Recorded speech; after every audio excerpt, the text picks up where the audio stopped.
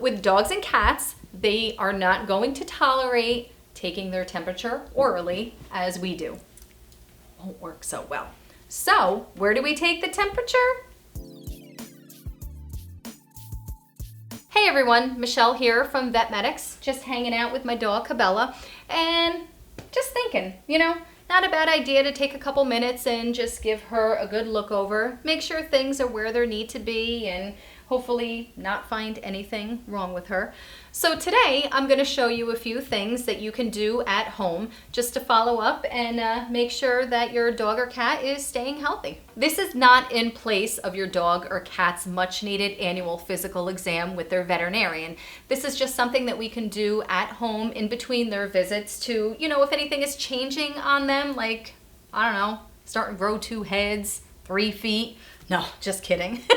But, if anything is changing on them, we can catch it early and go in and discuss everything with their veterinarian. So, while you're at home hanging out, like Harper's pretty good girl here, put your hands on your dog. Very simple. Rub them down, feel for everything, go over their limbs. You want to feel for any lumps or bumps. Masses, we call them, although so many people are afraid of that word, but doesn't always mean it's a bad thing, but yeah, you want to put your hands all over your dog, feel for any abnormalities, lumps or bumps that shouldn't be there. She's pretty relaxed here. One of the things that you can check on your dog, pretty simple to do at home, is check their heart rate. Dogs come in various shapes and sizes. There's little teeny tiny ones such as Chihuahuas, and then there's the big dogs like Great Danes. Well, their heart rates are actually different as well. The smaller the dog, the faster the heart rate. The bigger the dog, the slower the heart rate. So typically, small breeds up to 25, 30 pounds, their heart rates are anywhere from about 100 to 140 beats per minute. Medium-sized dogs from say 30 to 60 pounds, it's a little bit slower, and that is going to be around 100 to 120 beats per minute. Your larger dogs, such as Great Danes, Chocolate Labs, their heart rates are much slower than a Chihuahua's, going at around 60 to 80 beats per minute. Our star will be right back. Cabela here, who is always a nervous wreck when the camera is on. Here we go. But at least she's more relaxed. So typically to hear or feel their heart rate, you want to go in the middle of the chest. They say around the 13th rib space, and a good general rule of thumb, if they'll allow you to bend their elbow back a little bit, that's generally the area where you're gonna get the best feel for the heart, and also listening to it with a stethoscope. I'm going to take a quick listen to Cabela's heart, and she is a medium-sized breed, and even though she's a little bit more excited, generally, as we said before, her heart rate should be between about 80 and 120. So I'm going to assume it's in the higher end of that range, but let's see. Okay. So, as a general rule of thumb, what we do is listen to the heart rate for 15 seconds, and then whatever number we get, we multiply that by 4, and that is your heart rate. And hers today was actually 118. Not too bad. If you're checking your dog's heart rate and you find it to be abnormally high, even when they're resting, say hanging out here comfortably like Cabela, give it a few minutes, maybe check it again, or an hour or 2 later. If it's still very high and you're concerned, definitely give your veterinarian a call. So another important thing that you can check out on your dog is their respiration rate. Okay, so that can also vary between small breeds, such as the Chihuahuas, and also large breeds. You can actually do this just visually, or if you have a stethoscope handy, you can use that as well. Cabela's nice and relaxed here. You can actually see her chest and into her abdomen just a little bit, rising and falling. So it goes up and down. That counts as 1 respiration. So what you want to do is either listen if you have a stethoscope, or you can put your hand gently on them and you can feel the rise and fall. Typically for dogs, the respiration rate is anywhere from 20 to 40 respirations per minute. The same goes for cats as well.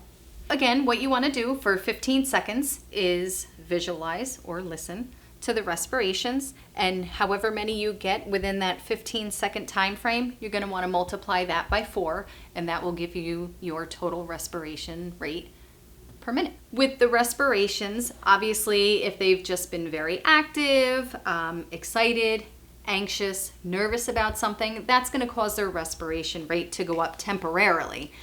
If while they're resting and you notice that they're breathing very heavy, that can be an indication that something is wrong. And again, you should give your veterinarian a call to discuss. One other thing that we can do, which maybe most pet owners don't know that we can check at home, is their CRT, or capillary refill time. This is something we want to check more to make sure that they're hydrated well, they're not anemic in any way. A lot of different medical issues can cause their gums to be an abnormal color. Generally, what you want to see in a healthy animal is nice, moist, pink gums like Cabela's are right here. To check their capillary refill time, what you want to do is lift up their lip, and you want to give a quick press, and you see the color disappear and then quickly come back. That's a good thing. Capillary refill time for a normal, healthy dog is 2 seconds or less, and the same goes with cats. If you see when you lift open their lip, it's very pale pink, very dry, or like a very muddy, grayish, almost white color, that is not normal and indicates that something very serious could be going on. So again, call your veterinarian right away. Last but not least, what we want to check is their internal temperature. With dogs and cats, they are not going to tolerate taking their temperature orally as we do. Won't work so well. So, where do we take the temperature? Rectally. Again, to check a dog's rectal temperature, let me go into my little handy dandy bag of tricks. A thermometer, labeled only for dogs.